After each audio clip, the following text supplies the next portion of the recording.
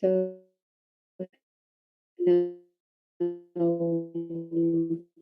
people started to come in. Let's give a minute for 12 from different parts of the world that are joining us in this meeting.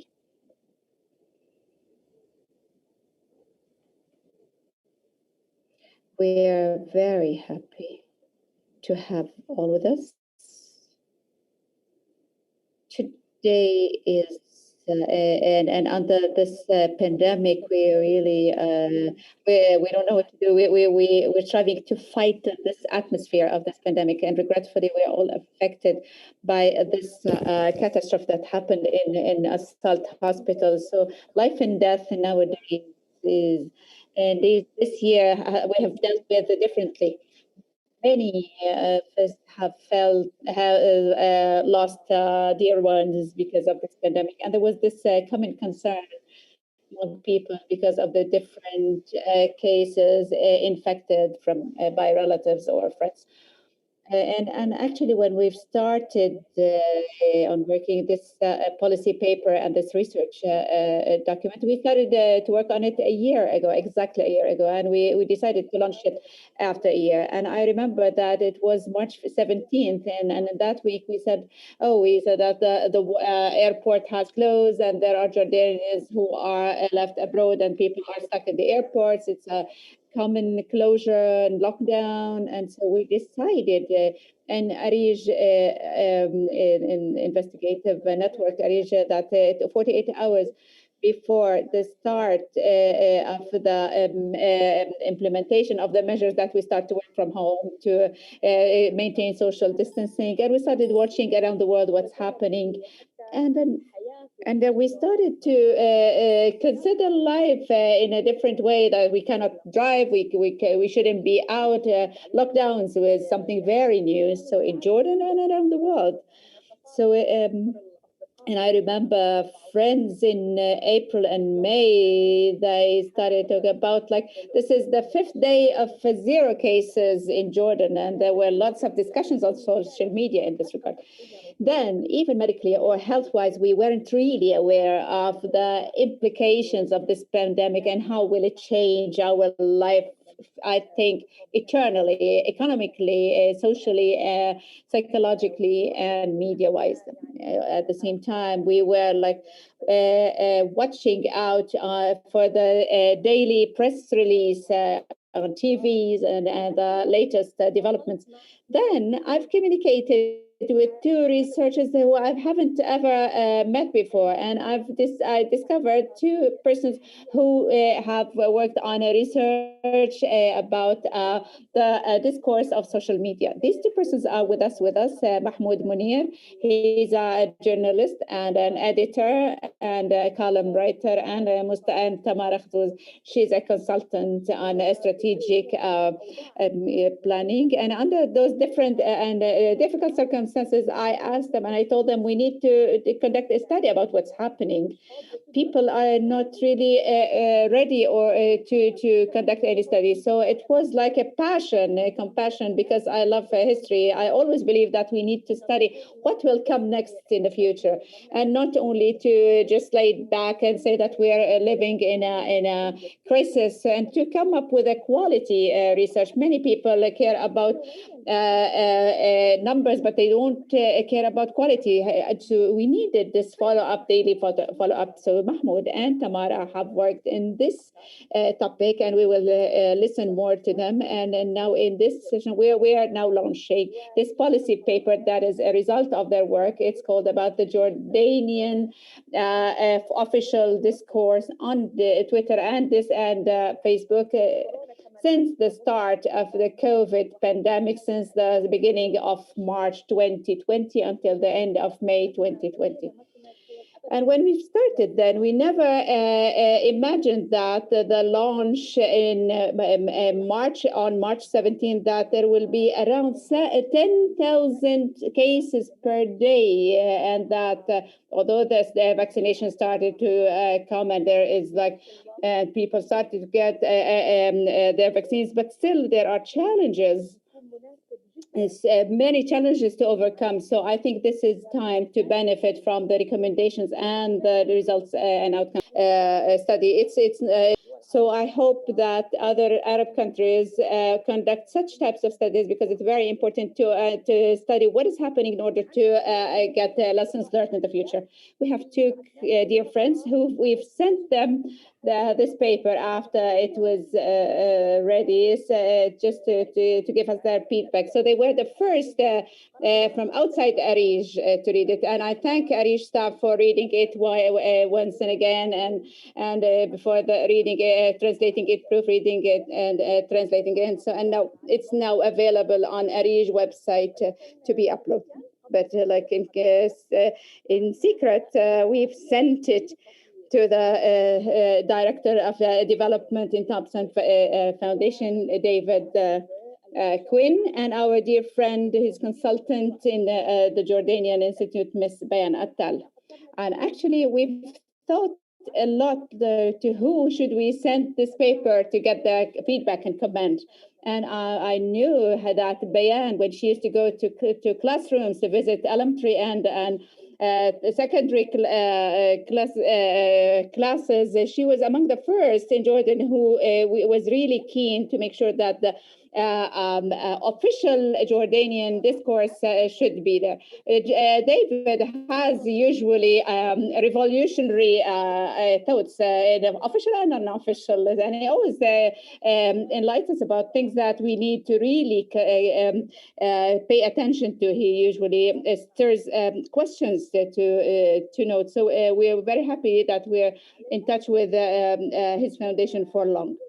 So in order to start, let's think of the global dimension. David, you've read this paper. It's a study case from Jordan that covers a short period, which is the COVID-19 corona. But there are some worldwide, however, and we see that our case is private, very private. However, do you see this paper is beneficial, and what do you think of it? David, the floor is yours. Excuse me. First of all, thank you very much for inviting me and Thompson to take a review over the paper. The second thing I would say is just congratulations, actually, to you all, but particularly, obviously, to Mahmoud and Tamara for putting this together. The reason I would congratulate you is this: you are, to some extent, ahead of the curve. There is very little research has been conducted in the MENA region, specifically on the interface between social media discourse, public policy, and COVID. There's obvious reasons for that, in terms of we are still in the middle of the pandemic, in terms of resource, and in terms of some of the attention from analysis has, broadly speaking, concentrated almost exclusively on government communications and the government communications end of the public discourse, rather than looking at this in a much more participatory sense and seeing how that interface works. So I would very much congratulate Arij and both yourself, Mahmoud, and Tamara for putting this together at this point in time, because, as I say, you are at the cutting edge of thinking here, taking a look at this for the region and indeed elsewhere. I think I'm sitting in Berlin right now. In terms of crisis management, you couldn't be in a more relevant city. But one with a very cautionary note that comes from Hegel himself. The owl of Minerva flies at dusk. The greatest danger, I think, for anybody looking at COVID right now is to use 2020 hindsight. We are in the middle of an unprecedented global challenge that at the same time is being confronted with a social media reality, a participatory challenge from government, and indeed a wider deepening economic crisis. And your paper reflects all of that extremely dynamic set of equations that we need to consider, but without looking too heavily from a 2020 hindsight position. It's easy for us all, I think, to be critical after the fact, but we have to bear in mind the communications challenge, the media relationship challenge that government actors, health officials, local government, media itself, and the general public are facing, and how they're reacting to it accordingly. But there are, I think, some very clear lessons that you've pointed towards. Some very clear dynamics that you are bringing out to the fore. To me, it's very ultimately clear that much of the social media communications use that you have pointed to is reflective of the wider concepts of participatory democracy within Jordan itself, fundamentally. What do I mean? I mean that it's evident that up to this point, from your paper, from the research, much of the social media comms has been very top-down, has been didactic, focused in on legalistic restraint and coercion in that sense, and reliant therefore upon traditional means and messages. That comes across very clearly from your research, very clearly, I think.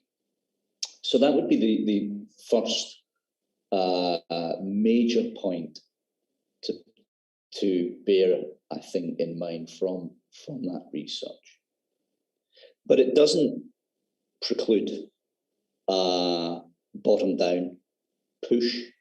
That's also very clear, and the capacity for more coordinated state reactions, thinking, centralized messaging, and indeed more collaborative approaches with both the social media universe, excuse me, and the traditional media landscape in Jordan itself. So you're not in that research closing off the possibility that there is the capacity of both official state actors, those engaged in public health policy management, and those at local government level, being able to rectify this situation.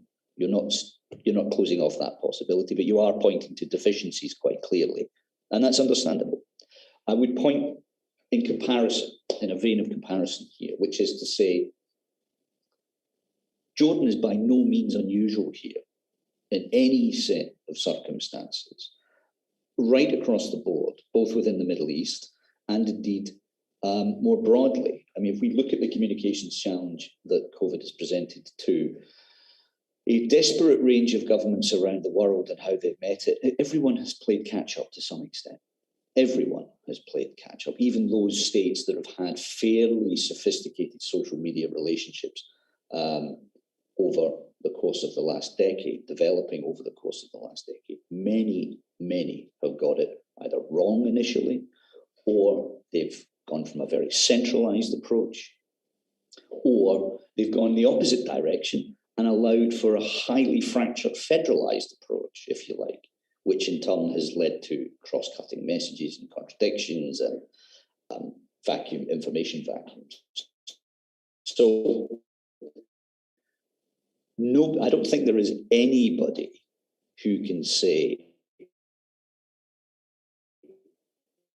100% to COVID from a communications position and from the relationship with the media has got it right. I don't think right exists, quite frankly. There is no playbook for this. What there is calibration. And that's very clear from your research, that very clearly you're pointing to precisely that a calibrated approach that is taking the metaphorical temperature of the social media discourse, and indeed the reaction of the general public to official social media usage on COVID, is the critical element. Continually monitoring the situation, both in terms of events on the ground, and as we've seen in Jordan in the last 48 hours, events on the ground can react, flare up very, very quickly, and into that enters a whole range of different disinformation, misinformation agendas. So it's very clear from the research that you've conducted as well that potential for that calibrated approach does exist and remains a clear policy decision that needs to be taken to move more clearly in that direction.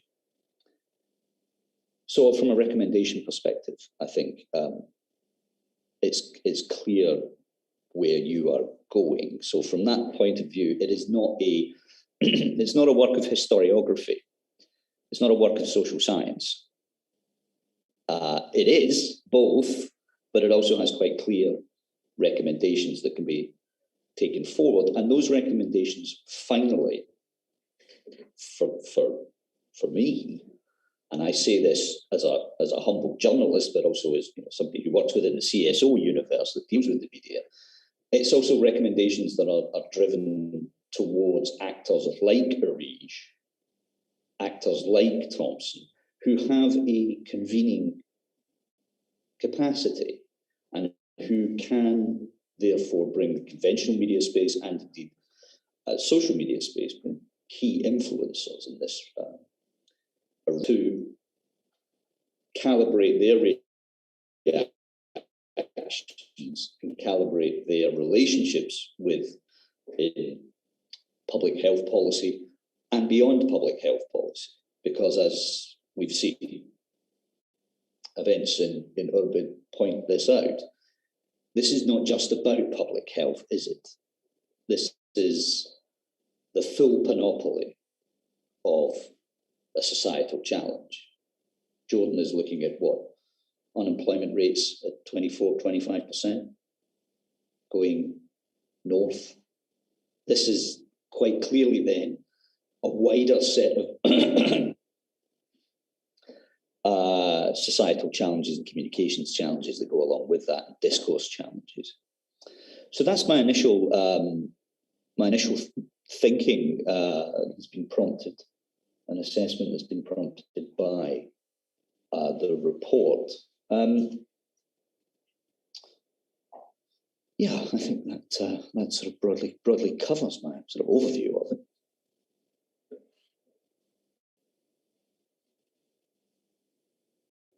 Thank you very much. That was very beneficial in order to set this paper in its international context and to really, as David said, now we're in the midway of this pandemic, and maybe it's important to have different papers and researches regionally and internationally to help us, because to say that we are still midway but don't conduct studies, this might impede what we might come up with policies, programs, what we can improve our role in the civil society within this context. There is this feeling, even on the Arab level, that the civil society has been excluded from this discussion in this regard, and so I hope we have contributed, even if like a candle in the wind. Thank you very much for the Director of Development, David Quinn, in Thomson & Thompson. We move now to Tamara. Tamara, I would like to say congratulations, 100,000 congratulations for launching this paper. I know about this extensive effort that you and Mahmoud have exerted. Can you in 10 minutes present to us or to those who did not read this paper, what do we expect to see? Thank you very much, Ms. Rawan, and good evening to you all. First of all, allow me to extend my sincere thanks to the team of Arij and for the effort and support that they've provided and for the joint effort in order to launch this paper. I also thank the gracious audience today with us who are with us to discuss, and I thank David and Bayan for giving us time to read this paper and to comment on it before everyone else. I hope that through this presentation, this brief presentation, that I and Mahmoud, my colleague, to inform you about the main themes and the general framework, although they will not substitute for reading the paper in details, because it has lots of examples and sub-topics that can enrich our discussion. And also allow me, please, to tell you about the debate that Mahmoud and we've started with Ms. Rawan and her team about how to set the main themes and how to set the title, which themes have stemmed from. And after a long discussion, the questions about that were on the table were two main questions. After we defined what we need for analysis in a certain framework, which is frame time, March to May, it was because we started then to discuss and talk about this paper, so then we had data enough to work on it. So the questions that were the main questions that came up with this or led to the title. It's the official discourse and its existence or presence on social media platforms.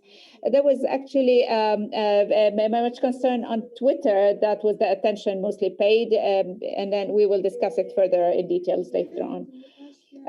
Start of the discussion was what was the importance of social media platforms and networks in order to focus on having the constant or engaging the constant continuous government discourse in an unconventional way. We know that lots have been said on social media, but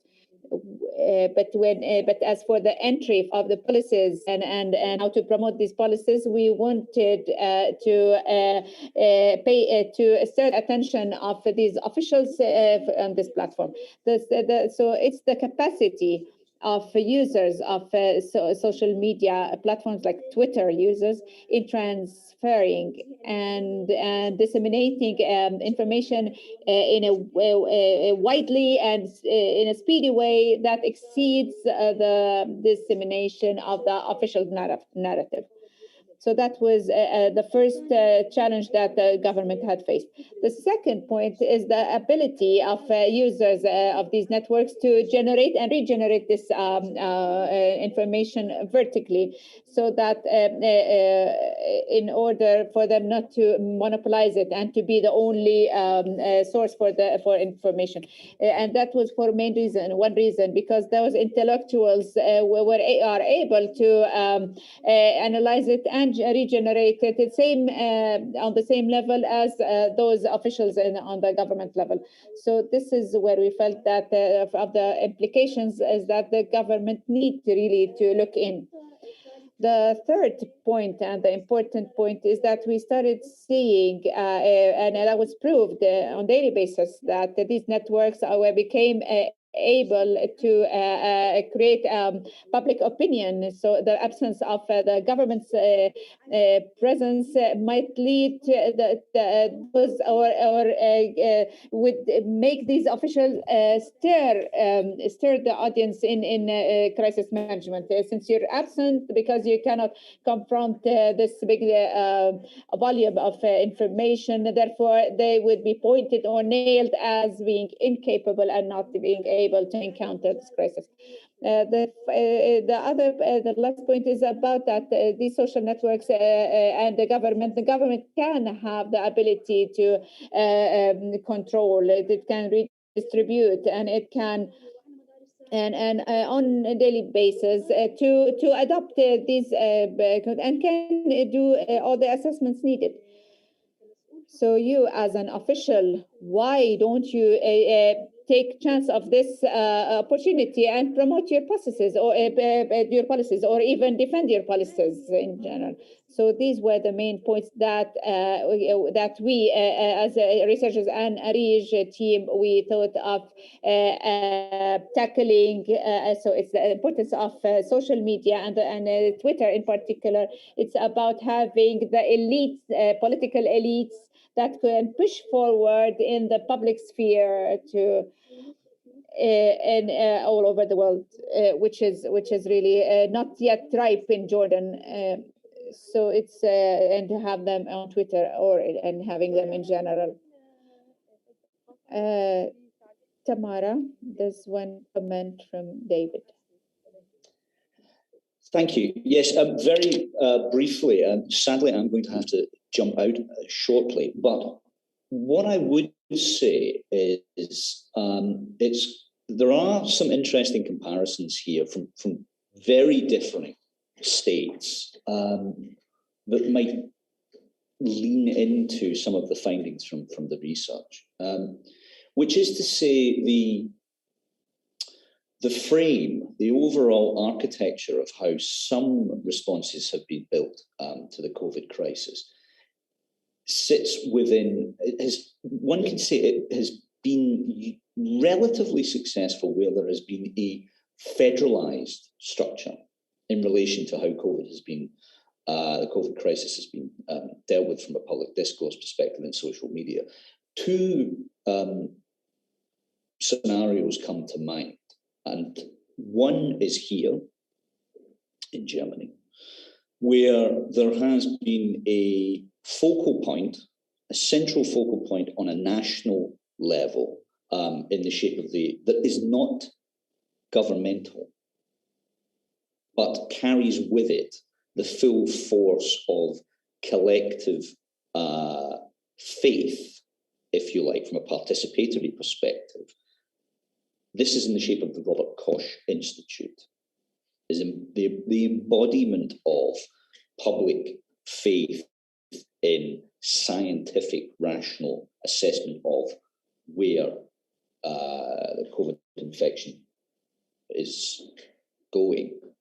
But that has existed, if you like, if that's the representation of the national source of dialogue, starting point in many ways.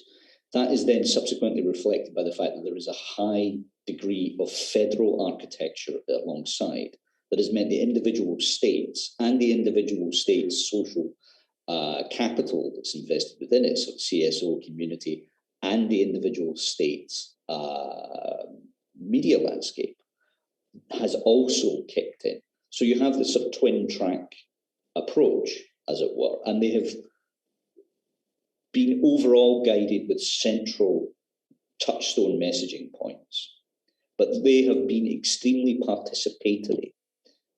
The other, rather than coercive or legalistic. The other example that comes to mind is India, who has adopted a very similar approach. And that's because of the nature of the state's construction in the first place, as is true here in Germany as well. Research that's just been done by the Cambridge University Behaviour and Building Performance Group is quite revealing on this. It points to how the Indian government has really, really heavily employed theory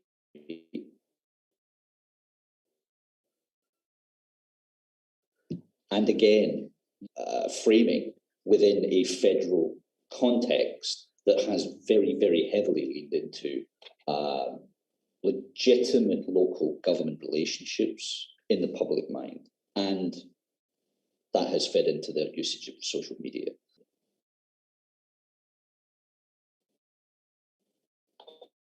quite effectively, relative to Asians Challenge India, had key themes that they leaned into: family, patriotism, but fundamentally they really pushed very hard for participatory engagement.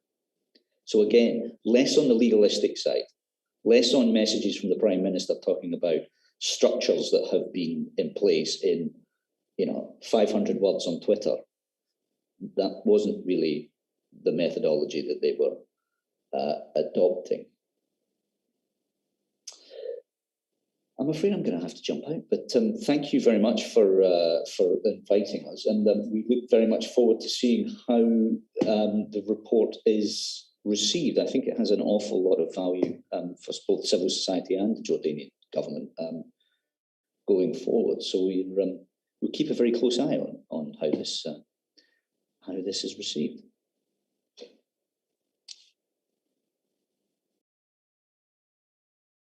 Thank you very much, David. That was very beneficial to hear this. Thank you for being with us. So, Tamara, seems that this is not a local topic, that it has international and learned lessons even could be taken from this. Actually, just a comment, and that is based on what David has mentioned. Most literatures that we had to tackle and get back to were related to political communication and mainly public policies. And so public policies, literatures, we have reviewed the literatures in the US and in many other European countries, because they're old communities that have known a lot about public policies. So our view, so the way we looked at it, the comparatives and comparative studies was important. Going back to what are the consequences of the absence of governmental media, I could summarize them in 3 main points. First, we said that it's the ability of users to make a public opinion, and sometimes and most times they are able, or there are groups that are able to trigger the public opinion through posting rumors, inaccurate information, and so on. So this forms a challenge for the government of the necessity to be present in order to control the dissemination of information, or at least to present the accurate and right information. The second point is about having to engage and dispute with political groups. This is of course fortified with because of the mistrust that it's between people. This is where governments lose these opportunities to gain trust. The final point is related to the first point, is the absence means exclusion. It means that you do this public discussion or discourse, and you assess policies, but then the policymaker is absent. So this is how they get excluded. Going back to the first part, this is what we've established under this umbrella to having social media, especially Twitter. And let's go back to why do we need to analyze the official discourse. Actually, through our writing and or conducting this research, we had in mind 4 or 5 objectives, or a number of objectives that we felt we needed to set before our eyes in order to be able to make the assessment.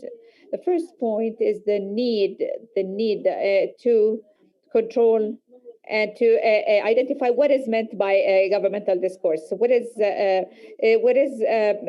prevailing is that the statement, government statement or government discourse. So not having a clear definition about the government discourse, and not frame it in an academic frame, means that it leads to that, and according to the literatures, the government discourse means any release or any statement that is stated by an official which expresses the official position of the government. This is where we can hold that official accountable, even if he was a minister or a prime minister, to even give us information and tell us that he should be held accountable if it was held verbally.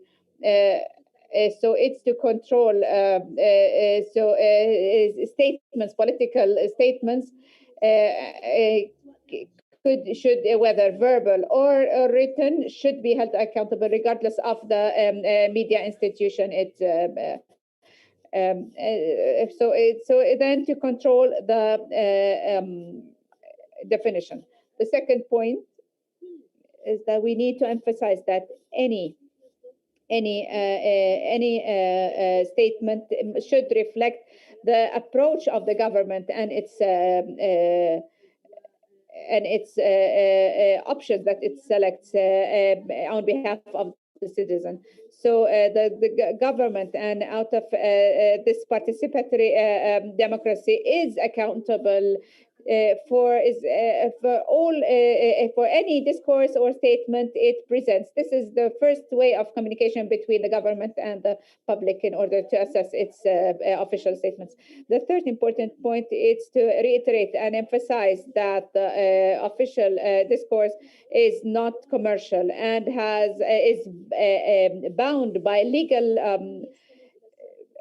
it is sent to the rule of law. It is based on and takes into account transparency, and the government discourse is complied to provide to citizens the right to get the information. During their statements, and meeting the public, they need to keep in mind that the government discourse is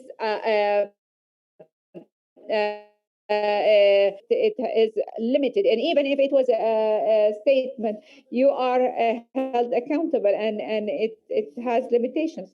So this is where we quickly say that these controls might help to control the dispersed channels where the different statements flow from one place to another. There should be a code of conduct or a code of where there are some things that you cannot even state, and you cannot provoke citizens. So we need to develop this discourse. The study came within limitations, just as any other study, and I will mention them quickly. Also, the time frame and the chronology that we followed from March to May, and also that we specialized our research on Twitter.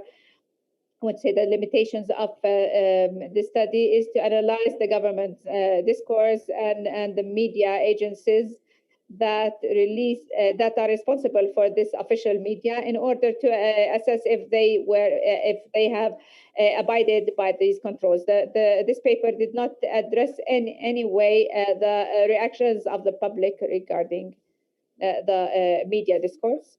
In some cases, we just gave some examples and pointed out that there were some reactions that we've monitored on social media platforms to a certain statement, but no, it wasn't within the limitations of the study. The third important point is that we wanted to confirm that it was a analysis, and the sample was 15 accounts on Twitter, ministers, the Bureau of and other active ministers like Minister of Agriculture and Commerce. We had to check their Facebook in order to their statements. At all times, we've used press releases, briefs to the parameters or to assess measures of measurement units. I will read the results of this study and the points that we came up with, and then we will move to Mahmoud. In general, and at the beginning of the practice, the government has succeeded in managing the media scene and gaining the confidence of the citizens. And the main source, because it was the first source of information, and before it preceded any other source. So we would see that people were sitting to watch TV in order to hear press release and get the information from its source. Regretfully, did not maintain its coherence. And we started seeing that there is a repercussion in this scene, which led to having inconsistencies in the official discourse, and we were able to monitor some. The first point that I've mentioned on Twitter, there was no quantitative and qualitative activity for all ministries, as evidenced by the small number of tweets posted. That was the first point. The second point is that there are some active ministries like Ministry of Agriculture, Commerce, and Agriculture. Also, they weren't seen on Twitter, was released, and Facebook and Twitter.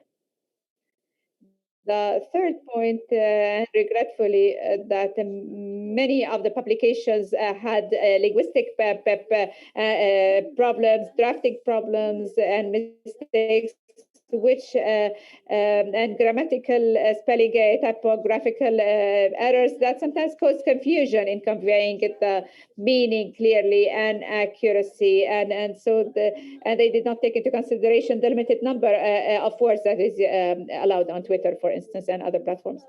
The fourth point that's important is the awareness messages. Also, there was no intense posting of sending health awareness messages.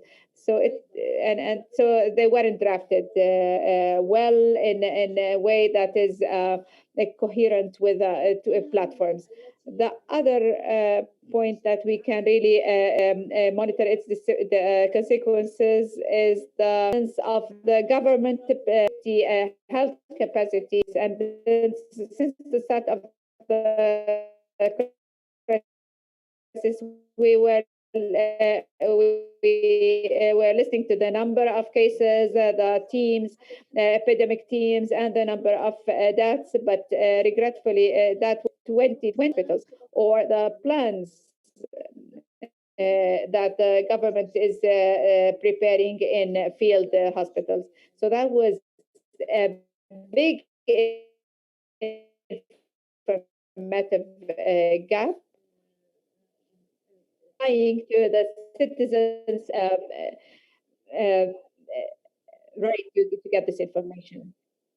As for target groups that David has also mentioned, yes, there was many comparatives that were done by the government. Did not take into consideration other target groups like chambers of commerce, civil society organizations. And I believe that, and the reason for this is that they weren't engaged in the first place. They weren't included. So this led to this communication gap, and for not getting feedback from these sectors. And it was clear from the comments that we saw on that about remote learning, having women working from home.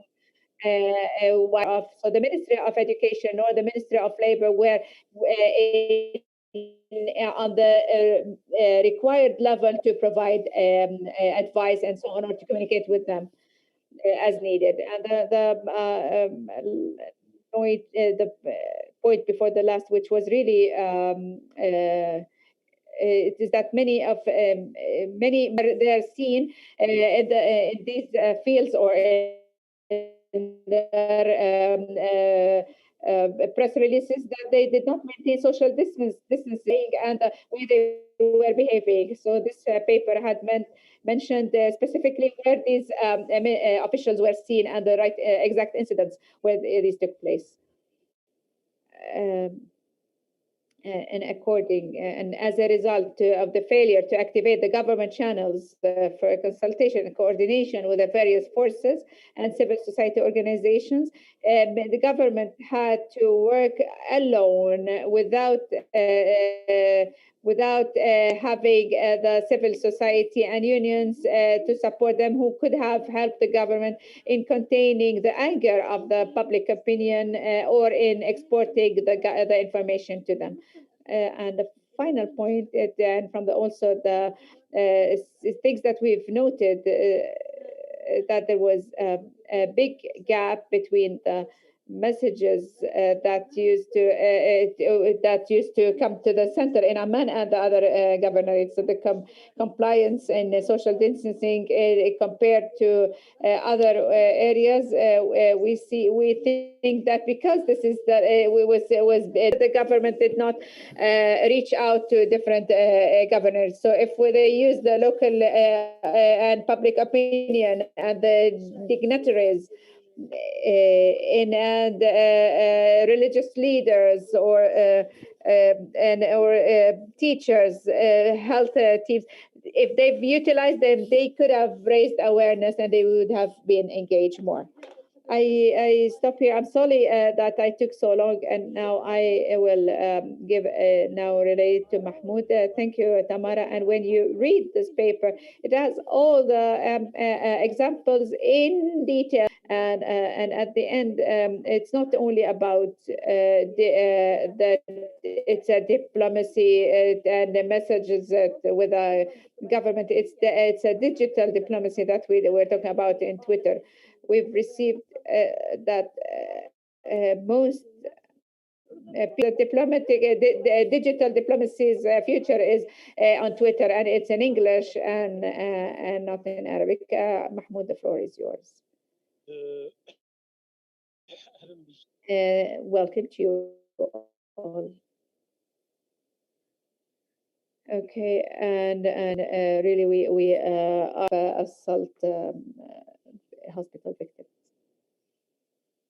and so this is the conclusion of this study. There are 5 main points.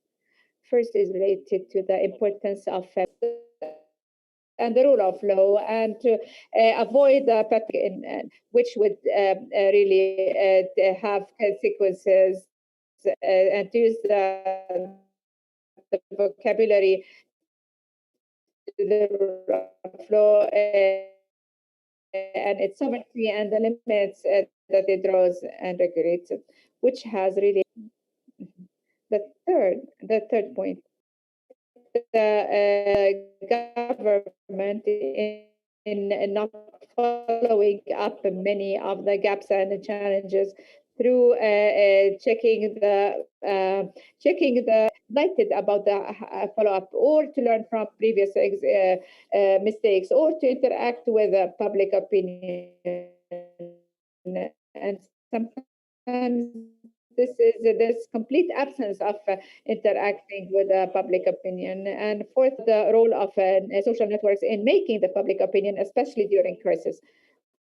And how much it is that the mobilization and networks are the officials during the crisis of having these officials led to the increase of rumors since this conclusion is that in this final point is that the official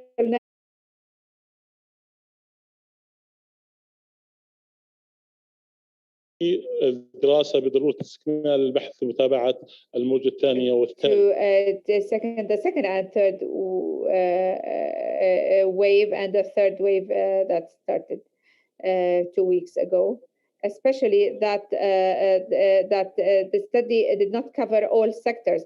In this study, we've covered sectors that were active in the beginning of the crisis, but there were other sectors that weren't, that didn't have any messages in the first 3 months of the emergence of the pandemic. So it's very important to monitor them. They are important ministries, like Ministry of Finance and Planning and so on. And thank you very much.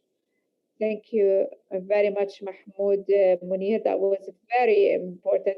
And we're now keen to listen to Ms. Bayan Attal, her opinion about reading this paper. Ms. Bayan, the floor is yours. Thank you very much, my close friends. Thank you, Ms. Tamara, and thank you, Mr. Mahmoud and Arish, for this important paper. This is an effort to be thanked for. It's a very important paper to all, not only to the government, but to all, to civil society organizations, to media, and to all sectors of the society. It contains rich information that could be good to all the definitions. So it is important and it is beneficial, in addition to the details it includes. So I recommend.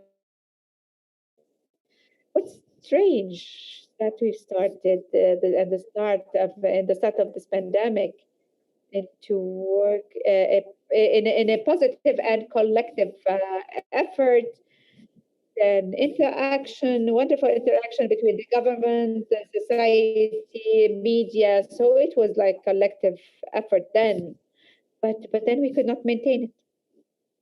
So our inability to continue is due to the reasons that you've mentioned in your paper and the recommendations that you've set. Because what happens, and especially if we check the recommendations, at the beginning we saw that there was a great activity from the government, the implementation, the guidance manual, the having field, the language that they used, which was assertive but compassionate at the same time, with all humanitarian, the body language was great. So ministers became heroes to all who represented the keen parent, and being firm but compassionate, knowledgeable. So media was the transforming channel for the information, but did not work as effectively as should. I believe, as happens in all crises, usually media complies with the government, or falls in this trap to deliver the message even if it wasn't true, as happens in does not ask the right questions at times. But then things started to change and the questions started to rise. Still, we're not to that level of asking, because the government still uses laws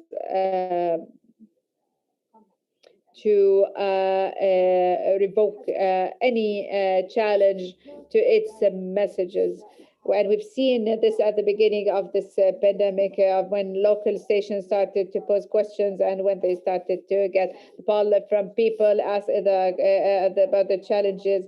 So it's not like just comply to the measures without knowing about the vulnerable areas. So this repression was seen, and as Ms. Rawan has said, and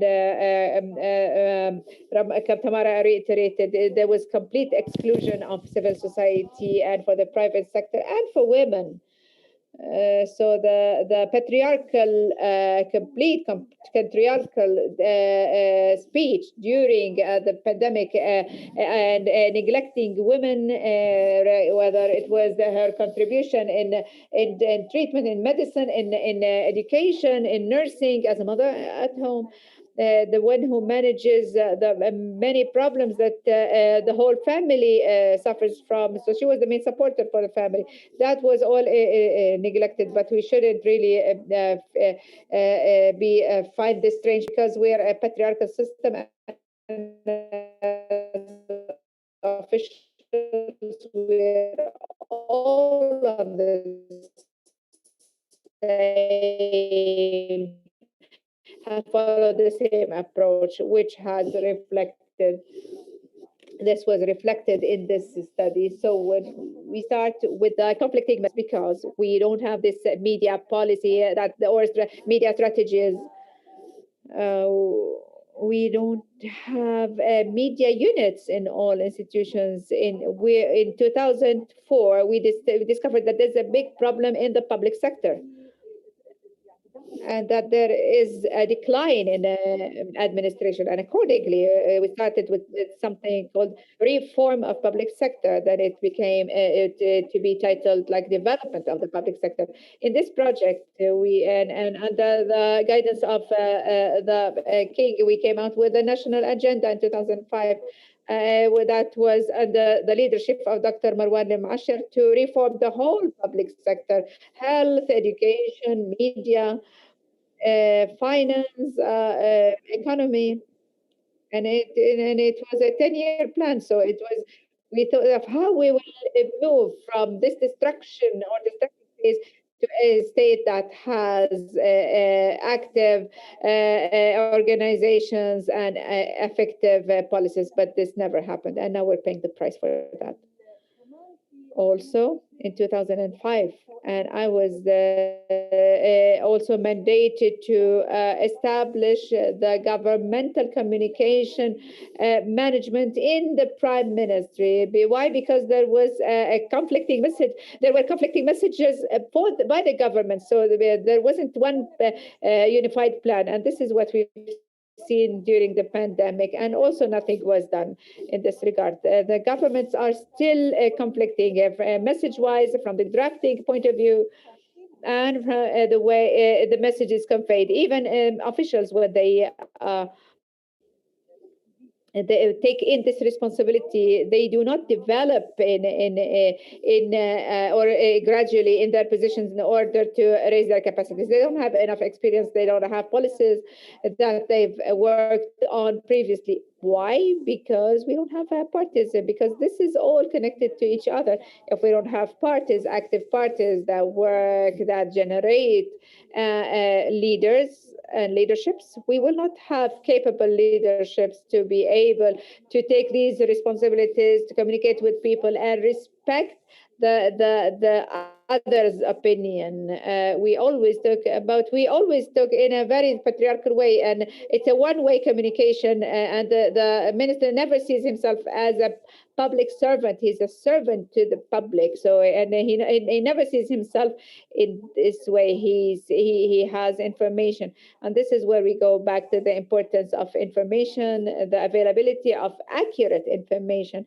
But many times the government, and through the pandemic, had the information but never delivered it, or just maybe convey it missing. Just give us numbers without stating the ages, the nationalities, the gender, do they have chronic disease? Always information was missing, despite the requests from journalists. And even if the government had a message, or it needs a means to convey this message, and this is important to how we can make use of social media, where they are absent from. However, they do own the means. They do own big institutions like the Jordanian media broadcast or TV, and over the years, because of the many interference and bureaucracy, the killing bureaucracy, then they were destroyed. So they don't have these institutions are not there, and they are the way that people, or they are the means that people look up to. So because people just abandoned these institutions, these conventional stations, and they went to social media. Now there were conflicting messages on social media, but it's a whole society. Some information is good, some is bad, but the young generation is there on the social media, and we will not be able to outreach to them if we would not make use of this of these platforms. And this is when I say that we need to be intelligent. We need to be aware digitally. The message should be drafted digitally in order to attract the attention of audience. Language is very important. The way the linguistic mistakes is also important. And but this is due to education. We have a problem with education. Many of our young generation don't speak Arabic well at the early phases of education. So they're not learning both perfectly. So the old times when an official used to use great language, just official language, it was like they were poets. So we don't want to be very official, but we need to be really eloquent, to have humble, and humbleness is what is the base. We don't have this humbleness, we don't have information, we don't have a message. And even when we produce a message, even if we went into policies and when we follow a policy and we post this policy, we don't know how to defend it. And then to attack it. So it's either that we retreat, and most times that people retreat from the policies that they've taken, although these policies could be really important, but because there's nobody in the front line to defend it. So this is a case by itself. I'm very, very happy with this and sad at the same time from the results that we've seen. And I'm so sad that we're still tackling and talking about the same old points. And I thank you, but for conducting this study. And as Mr. Quinn has said, that it's important to include other countries in this study, because we're part of many of these tools that make us learn from our and to draft have this dialogue, this recognition of mistakes, and not to make it again. We've started in the right way, but then we retreated and we started committing these mistakes over and over again. Thank you very much, Mr. Awan, for giving me this. Thank you, Bayan. Do you think that strategic and a government audience? Tamara. Thank you, Rowan. If I were to address the target group, or to talk about the target group, I believe that this paper need to outreach or to reach out to two types of audience. First is the one that we've constantly mentioned in this paper is the officials, and Ms. Bayan has noted that there is a big a weakness in the media,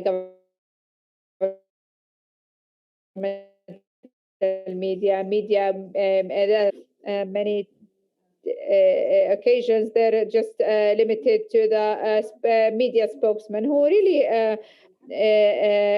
do help or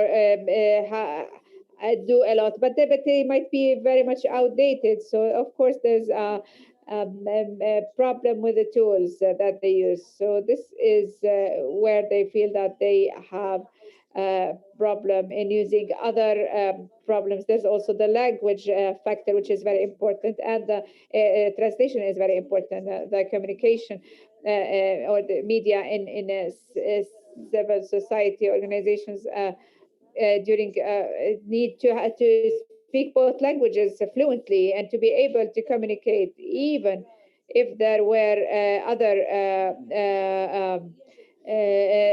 experiences with that are of big age or elderly. We need to overcome this so that we enrich that the older generation enrich the new generation with experience, and that the new generation will be able to understand the content. So this is one of the compositions that the government need to take into consideration: the content, the richness, and in content, and experience in content versus the skill in using social media tools. So this is from the government's point of view.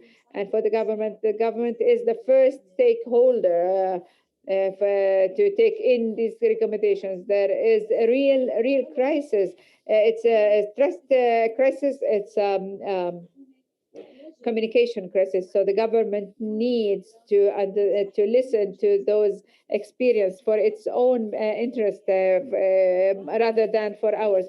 This is initiative. We're here. We're specialized, but please make us contribute in advancing the governmental discourse and to bridge these gaps. So we provide any help, and we're there for you. The other point is related to civil society. Civil society with all its sectors, private sector, unions, civil forces, parties. Political communication is related to public policies, and public policies are related and linked to the outcomes of these institutions and civil society organizations. So if you want to criticize the policy, you need to present an alternative policy just to have positive engagement, because you don't own any other means except to engage with the government and try to develop its policies. So it is a joint effort. And the paper could target also civil society in order for it to be able to check what are the constraints of communication and try to help out the government by providing any expertise available. I believe with this, and in order to conclude, this paper is not, it does not target the public. It's more technical. It addresses media agencies, the Jordan Media Institute, just to start with and establish for future researches and studies, and I think the official status does need to be tackled. Thank you, Tamara. Analysis contest for journalists, for investigative journalists and the media students, in order to study how do we analyze the context in a way, in a qualitative analysis. There is also shortage in getting to the messages and to study them in depth. Mahmoud, you've really studied extensively these messages and was shocked at times. You used to check in detail. So what is your message? What would you like to do if you want to, in the launch of this paper, what would you like to tell us, or what would you like your audience and those who will listen this recording? It will be available in English and Arabic. Well, I believe that this study has really this is a comprehensive. We've analyzed the complex crisis that is seen in every sector before even drafting a message. So the problem with media, and I do agree with Tamara, that officials or the spokespersons are part of this crisis. Their tools, and I'm sorry to say that they're not efficient, and I'm not only here to criticize them. Another important point that Ms. Bayan has mentioned, it's transparency in delivering the numbers or the first cases. So there were 4 or 5 elements, and so the messages gave this impression about that Jordan is good, in good status, and during the first days, and but actually half of the truth was absented because numbers were most important significance. They were absented. Most important information was missing. And many journalists have noted this later on and started to urge the government. And it was really bad to hear in October for the first meeting of the government, some professor who told me like a quarter a million and a half. This is wrong. We need numbers. We need statistics. As for the civil society, this is a very important point.